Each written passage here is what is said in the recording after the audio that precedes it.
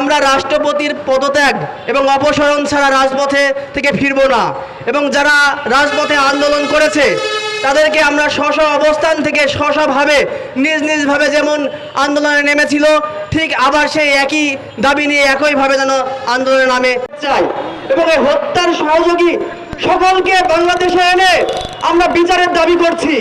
যতক্ষণ পর্যন্ত না সকলের বিচার হবে এবং ফাঁসির কাঠগড়ায় ঝোলানো হবে, ততক্ষণ পর্যন্ত আমরা রাজপথে ছাড়ব না।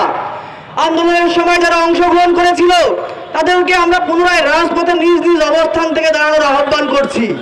আমরা যে বাংলাদেশের দাবি নিয়ে যে বৈষম্য শুধুমাত্র কোটায় চাকরির কোটায় বৈষম্য না, বৈষম্য বাংলাদেশের সকল জায়গায় বৈষম্য রয়েছে বাংলাদেশের মানুষের কর্মে বৈষম্য রয়েছে।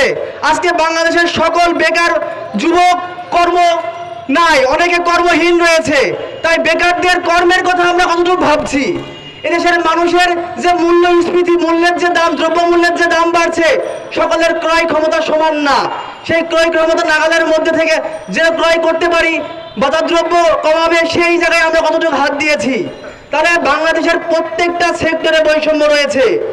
যে সকল আমলারা আজকে তাদের চেয়ারে বসে আছে, যে সকল সচিব তার চেয়ারে বসে আছে, যে সকল সরকারি অফিসাররা তাদের চেয়ারে বসে আছে, এই অফিসাররা শেখ হাসিনার আমলেই বসেছিল এবং শেখ হাসিনাকে সর্বোচ্চ সহযোগিতা করেছে।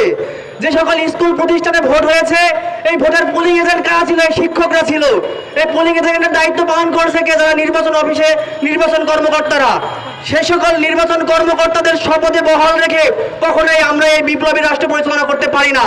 আমরা তাদের খুব দ্রুত অবসরণ দাবি করছি এবং এই বিপ্লবে, এই আন্দোলনে যে সকল শিক্ষিত অর্ধশিক্ষিত মানুষ অংশগ্রহণ করেছে তাদেরকে যোগ্যতায় তাদেরকে কর্মের ব্যবস্থা করা হোক।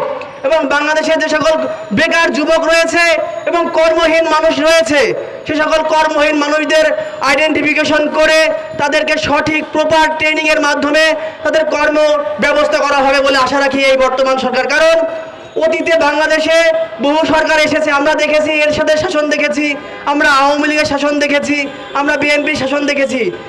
সকলে একই রকমভাবে বাংলাদেশকে লুট করেছে। লুট ছাড়া বাংলাদেশে আর কোনো কিছু করে নাই। বাংলাদেশের অর্থ পাচার ছাড়া, দুর্নীতির সর্বোচ্চ রেকর্ড ছাড়া আমরা অন্য কিছু আর দেখি নাই। আমরা বর্তমান যে সরকার বিপ্লবের মাধ্যমে এনেছি, আমরা চাই এই সরকার বাংলাদেশের অর্থ পাচার না, বাংলাদেশের মানুষের সকল সুযোগ সুবিধা দিতে বাধ্য থাকবে। এবং সবথেকে বড় কথা হচ্ছে